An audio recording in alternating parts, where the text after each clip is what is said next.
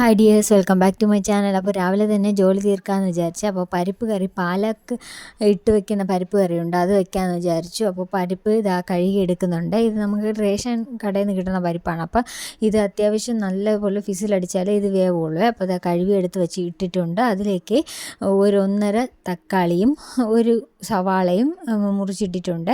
പിന്നെ അതിൽ ആവശ്യത്തിന് മഞ്ഞൾപ്പൊടി ഇട്ടിട്ട് പിന്നെ കുറച്ച് ഉപ്പും കൂടെ ഇട്ട് വെള്ളം വീത്തി നമുക്കതിനെ അടച്ച് നമുക്ക് വേവിക്കാൻ വേണ്ടി വെക്കാവേ. അപ്പോൾ ആവശ്യത്തിന് 2 ഗ്ലാസ് വെള്ളമെങ്കിലും വീത്തണേ, അപ്പോൾ തന്നെ അത് വേവുള്ളൂ. ഒരു 8-9 വിസിലെങ്കിലും ഞാൻ കേൾക്കണം കേട്ടോ. അപ്പോൾ അത് അടച്ച് വെച്ചു. അതിന് ശേഷം നമുക്ക് ആവശ്യമുള്ളത് അത് പാലച്ചീരയാണ്, അതും എടുത്തിട്ടുണ്ട്. പിന്നെ ഞാൻ ചെറിയ ഉള്ളിയാണ് എടുത്തത്. വലിയ ഉള്ളിയാണെങ്കിൽ വലിയ ഉള്ളി എടുത്താലും മതി. ഞാൻ ചെറിയ ഉള്ളി കുറച്ചുകൂടെ ടേസ്റ്റ് കൂടുതലായതുകൊണ്ട് അതെടുത്തു. പിന്നെ പുളിയും കൂടെ ഞാൻ വെള്ളത്തിയിട്ട് വെച്ചിട്ടുണ്ട്. അതെല്ലാം അരിഞ്ഞെടുത്തതിന് ശേഷം നമുക്ക് എണ്ണ വീത്തി കടുക് പൊട്ടിച്ച് ജീരകം ഇട്ട് പിന്നെ ഒരു വറ്റൽ മുളകും ഇട്ട് വെളുത്തുള്ളിയും കൂടെ ഒരു 4-5 അല്ലി വെളുത്തുള്ളിയും കൂടെ ചതച്ചിട്ടിട്ടുണ്ട്. എന്നിട്ട് ചെറിയ ഉള്ളി അരിഞ്ഞു വെച്ചിരുന്നതും കൂടെ ഇട്ടിട്ട് നമുക്ക് വശക്കി എടുക്കാമേ. അപ്പോഴത്തേക്ക് അതാവട്ടെ. അപ്പോൾ ഞാൻ പിന്നെ ചിക്കൻ ഉണ്ടായിരുന്നല്ലോ, അതും കൂടെ പൊരിക്കാമെന്ന് വിചാരിച്ചു. നല്ല കോമ്പിനേഷനാണ്.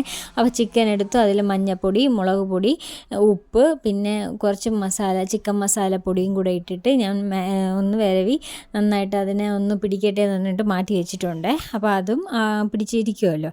അതിന് ശേഷം അവിടെ ഉള്ളി ശരിയായപ്പോഴത്തേക്ക് അതിൽ പാലച്ചീര ഇട്ടിട്ട് ഇനി ചീര ഒന്ന് ഒരു പച്ചമണം മാറി വേണം. കുറച്ച് ശകലം ഉപ്പും കൂടെ അതിലിട്ടിട്ടുണ്ട്.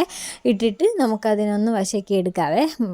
എന്നിട്ട് അതിന് ശേഷം അതിലത്തേക്ക് ഞാൻ മഞ്ഞൾപ്പൊടി ഇട്ടിട്ടില്ല, മറ്റേതിൽ മഞ്ഞൾപ്പൊടി ഇട്ടല്ലോ. അപ്പം മുളക് പൊടിയും മല്ലിപ്പൊടിയും ഇട്ടിട്ട് നന്നായിട്ട് അതിൻ്റെ ഒരു പച്ചമണം മാറട്ടെ. അപ്പം നമുക്കൊന്ന് ഇളക്കി കൊടുക്കാം. ഇളക്കി കൊടുത്തതിന് ശേഷം ആ ഒരു മണമൊന്ന് ആ കുത്തൊന്ന് മാറിയപ്പോൾ നമുക്ക് പുളി വീത്തി കൊടുക്കാം. ഞാൻ ഇത്രയും വീത്തണ്ട കേട്ടോ, കുറച്ച് വീത്തിയാൽ ഞാൻ വീത്തിയല്ലേ, അത്രയും വീത്തിയാൽ മതി കേട്ടോ.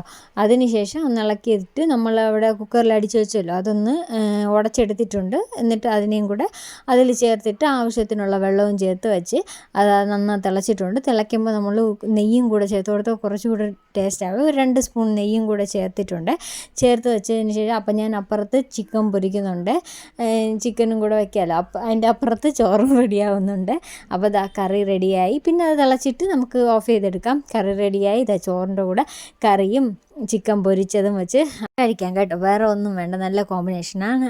അപ്പോൾ വീഡിയോ ഇഷ്ടപ്പെട്ടാൽ ലൈക്ക് ചെയ്ത് സബ്സ്ക്രൈബ് ചെയ്ത് സപ്പോർട്ട് ചെയ്യണേ. താങ്ക്